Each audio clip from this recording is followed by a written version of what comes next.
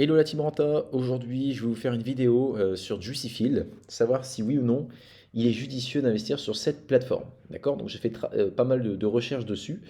Je vais pouvoir vous amener des éléments concrets. D'accord? Alors là je suis sur le PDF de présentation, on va sortir un petit peu de ce cadre-là, mais je voulais commencer la vidéo dessus pour ceux qui ne savent pas ce que c'est Juicyfield. Alors déjà ici je pense que j'ai dû me connecter à mon compte.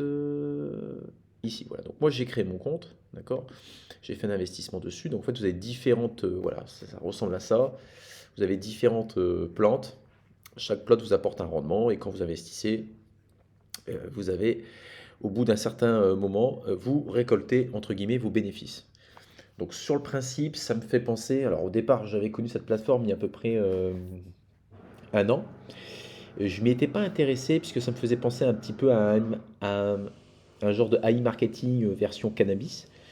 Et je comprenais pas trop l'écosystème de cette société. Et j'avais questionné pas mal de personnes, mais j'ai compris qu'ils en savaient pas plus, qu'ils faisaient que répéter ce que d'autres leur avaient répété, ainsi de suite. C'est-à-dire que c'est toujours important de savoir l'écosystème d'une plateforme.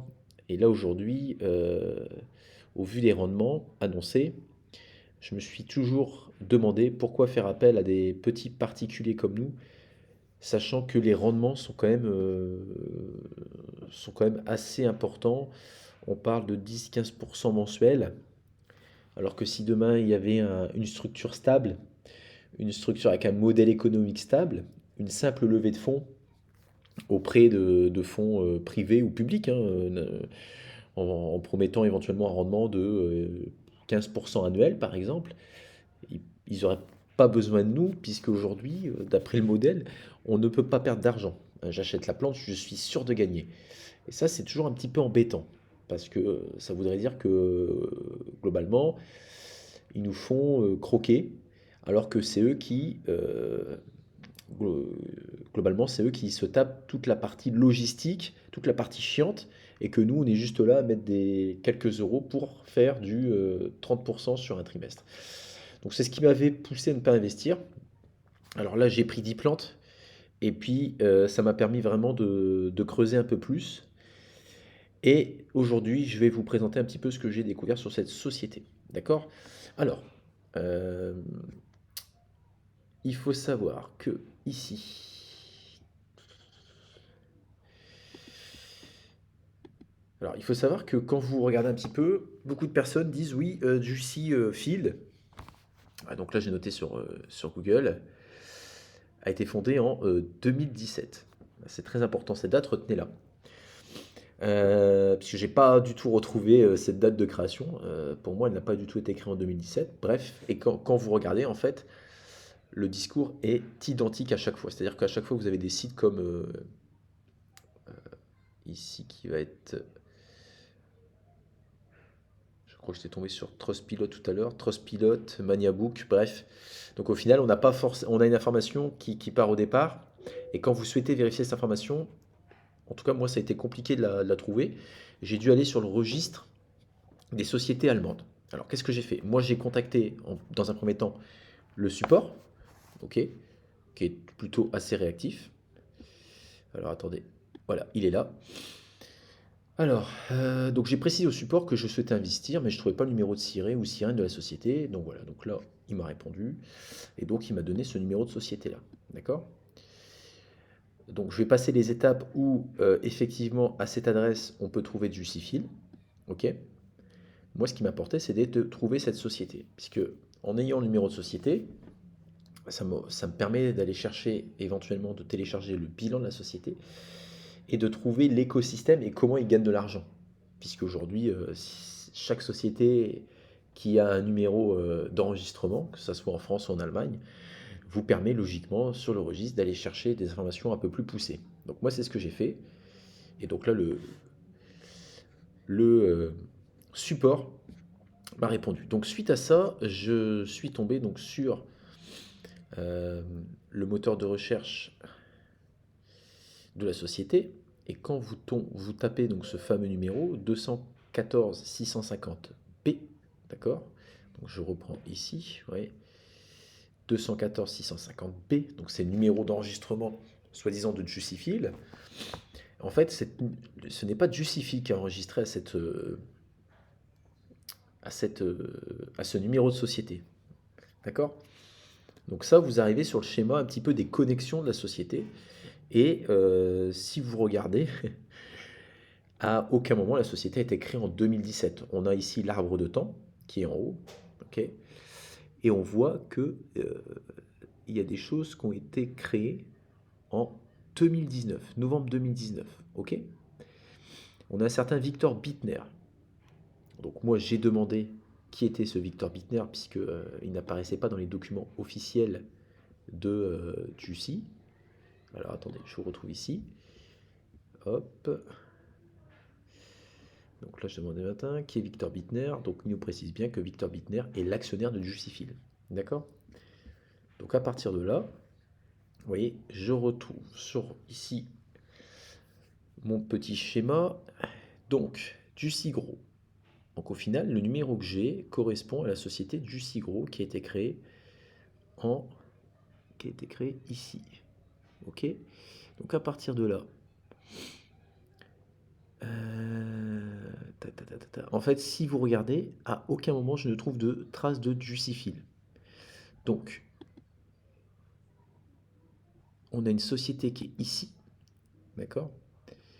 Donc, qui a été enregistrée également à une deuxième société qui, elle, porte un numéro différent, mais qui est affectée à également Juicy Gros. Donc, ça serait une filiale en fait, d'accord?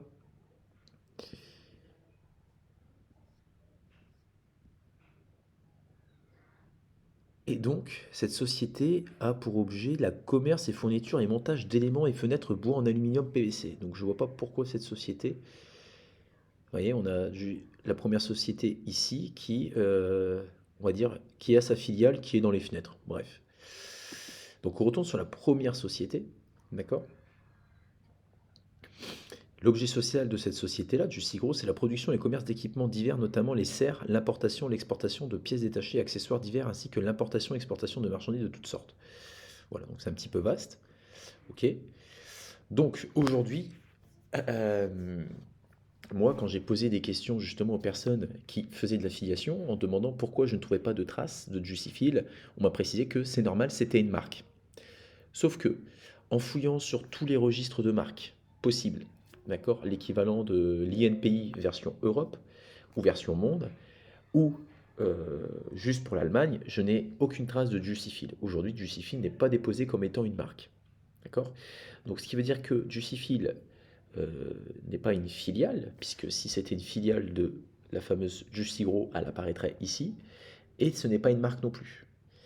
Donc, au final, le numéro utilisé dans les campagnes d'enregistrement de société, c'est ce numéro-là. Maintenant, il faut vous dire que ce numéro-là ne correspond pas à Juicyfield. C'est très important. C'est-à-dire que là, on a Juicyfield qui utilise un numéro d'enregistrement qui n'est pas le sien.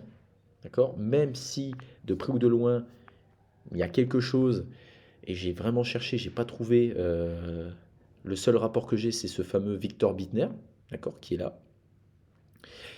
Maintenant, je vois pas l'intérêt pour lui de démarrer une société en novembre 2019 et que 3-4 mois plus tard, il crée une sous-structure ou une marque Juicyfield et ne pas avoir créé tout de suite Juicyfield. J'ai du mal à comprendre ce montage de société. Et donc aujourd'hui, juste pour vous préciser qu'on a réellement un problème d'enregistrement et que normal, c'est comme si demain vous avez affaire à une société qui utilise un numéro d'enregistrement d'une autre société. Puisque pour l'instant, Juicyfield utilise vraiment ce numéro qui ne lui appartient pas. Et ça pose plusieurs problématiques. Ça va poser plusieurs problématiques, notamment, alors ça je vais le fermer, puisque ensuite ce que j'ai effectué, c'est que j'ai donc, hop, voilà, donc j'ai téléchargé les enregistrements directement sur un site allemand, d'accord, pour trouver les actionnaires de Juicy Gros, puisque c'est le numéro d'enregistrement de Juicyfield.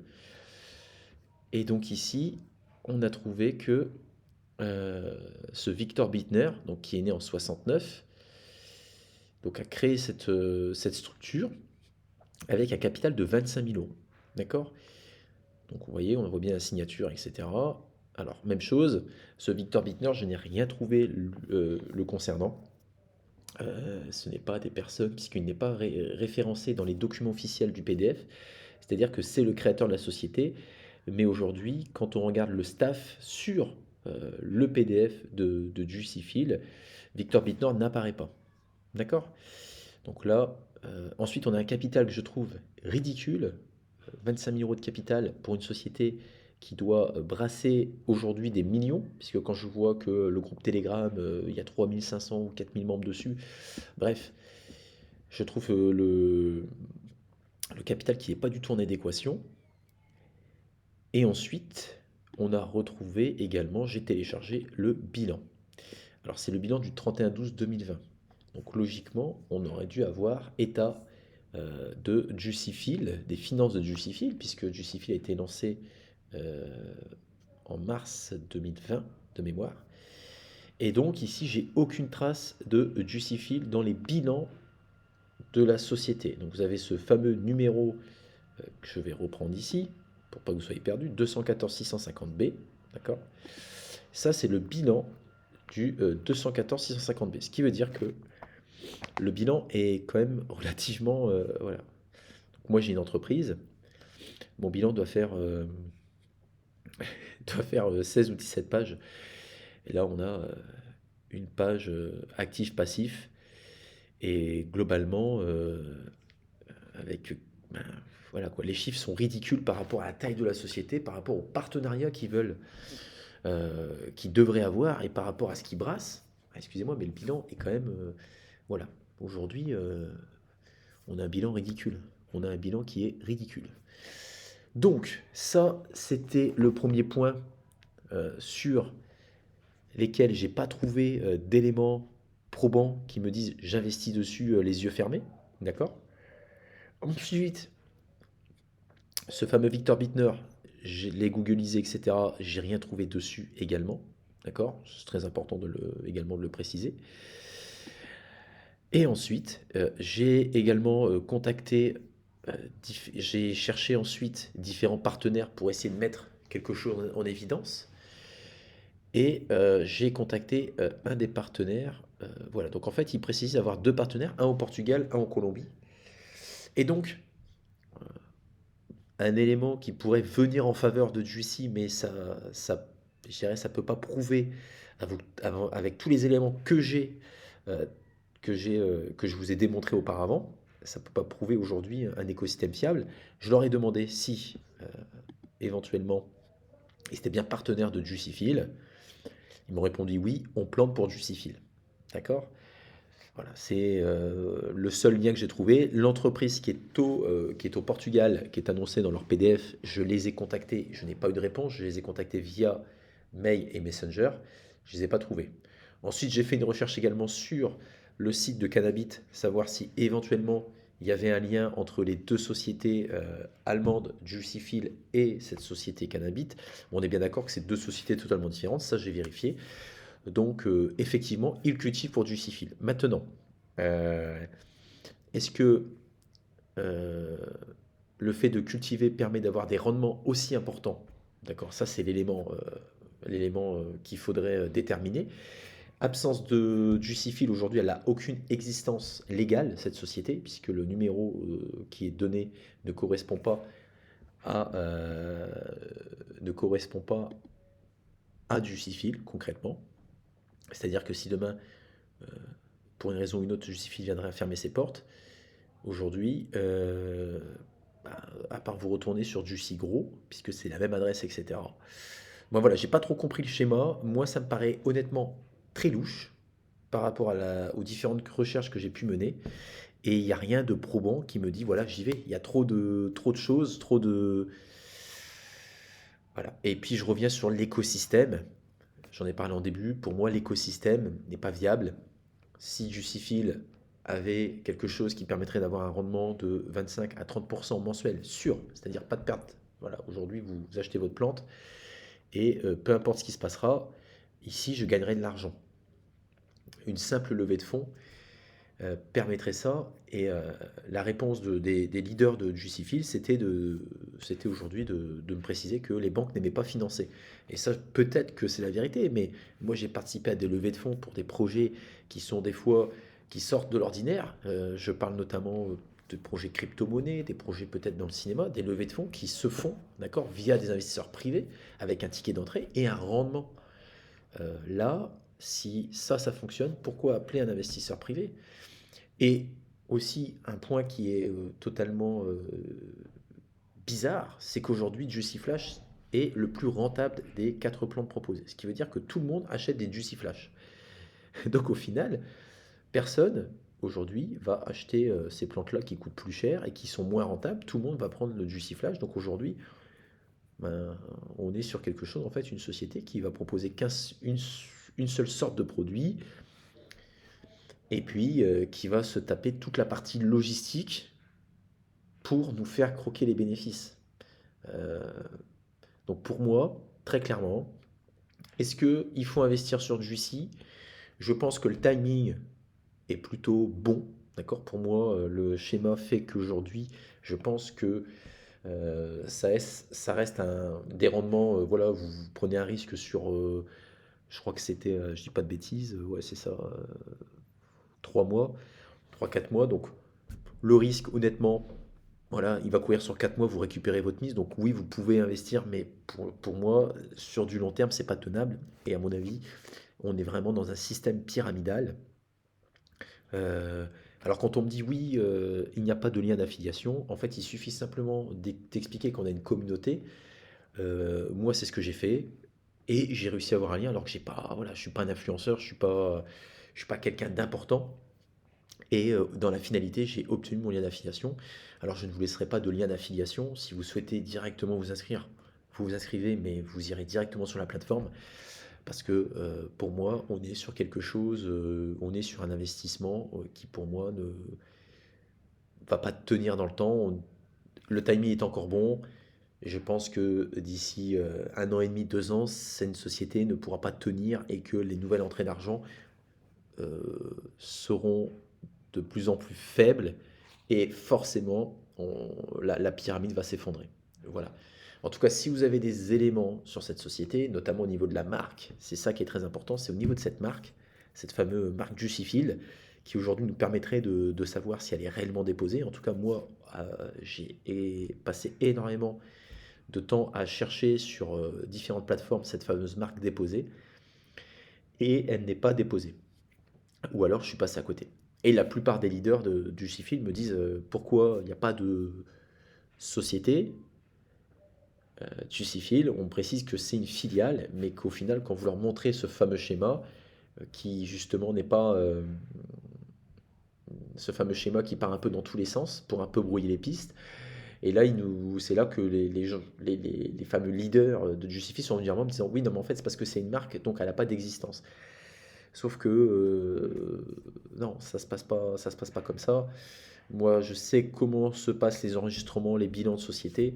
Si réellement Justifiel avait en tout cas un cadran économique, elle devrait ressortir et actuellement c'est pas le cas. Et dernière chose, j'étais tombé aussi en faisant des recherches, j'étais tombé sur, alors apparemment ça a été supprimé, mais il faut pas oublier, c'est qu'au départ, du lancement du site, ils ont précisé que ils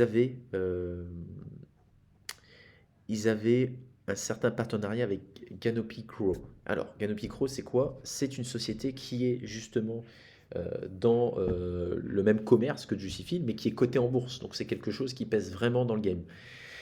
Et après vérification, en tout cas, certains se sont rendus compte qu'il n'y avait pas de partenariat. Il y a eu des questions qui ont été posées et apparemment, ça a été retiré du site. Donc, au départ, il faut savoir que Juicyfield a quand même menti sur des partenaires et ont essayé de crédibiliser leur fonctionnement. En tout cas, moi personnellement, si vous avez un coup à faire sur 6 mois, c'est tenable. Investissez, récupérez votre mise, amusez-vous comme ça. Mais je pense qu'on est vraiment sur un AI marketing version cannabis et qu'il n'y a aucun écosystème et que au final, c'est un commerce qui est voué à l'échec. Voilà. Alors, ce n'est que mon avis. Si vous avez, et je répète, si vous avez des éléments qui pourraient faire avancer notre enquête, il ne faut pas hésiter à me le faire savoir. Voilà. Donc j'espère que cette vidéo vous a plu. En tout cas, n'hésitez pas à la partager et mettre un petit commentaire. Et je vous laisse également le lien de notre Telegram si vous souhaitez rejoindre, je dirais, notre équipe d'investisseurs. Et je vous dis à très vite pour une nouvelle vidéo. Ciao, ciao.